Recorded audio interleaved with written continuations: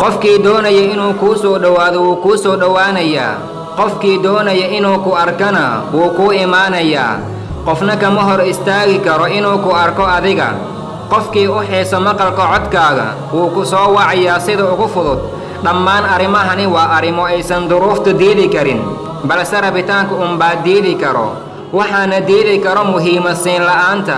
waxaana diidi karo in qofka aad doonayso aadan ugu jirin sadaradiisa hore ee ifaya oo aadna ugu jirto meel hoose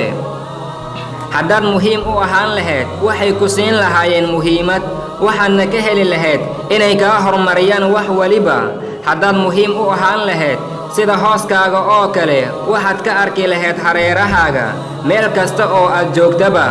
nafsadaada qiimo sii oo nafsadaadi ha ku qasbin qof aanan muhiimad ku siinaynin gebi ahaanba